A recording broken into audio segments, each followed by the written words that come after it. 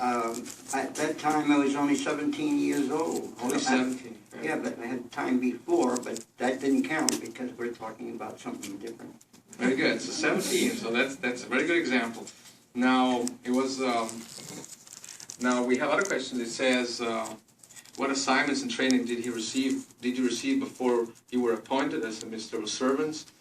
Well, I'm sure you did. It probably was. How big was the congregation you were in? Yeah, and again, with that in mind, you wanted to do whatever. You got a good watching the older ones.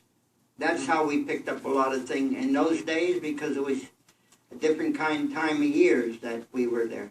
Yeah, from what I heard from you, it was a fairly small congregation, so really your family, your dad had to take the lead and train you, and even in early on you had to take out the group because you were only, what, 3 brothers in the congregation?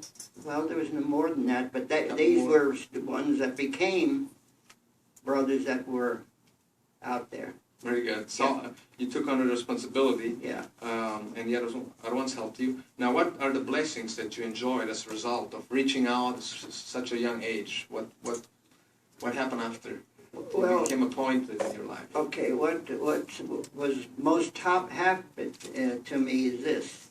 I always loved Jehovah, you see, and that was a good start. Because again, I didn't think about myself. I came down and perhaps worked at certain things that, again, wasn't asked for, but we did it anyhow because we loved Jehovah. And that's the thing. And the new ones ought to know that these new ones is the next ones coming up. And they can do a lot of good things by listening to Jehovah. And that means, again, looking to, again, just the people that wants to really help you. Yes, that's very good. And I remember that you also worked in God's house, Bethel. Oh, right? yes. Right? Yes. Shortly thereafter. Yes. So at a young age. So that was certainly something, a blessing. And, you know, by now you have many people come into the truth. And you also looked after other young ones. Yes. Now you try to train them. And I remember that very much, even in field service. Yeah. So.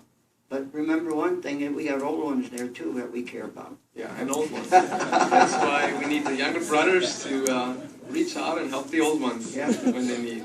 All right, well, I think that's it for the interview. We'll have to quite go ahead and conclude here.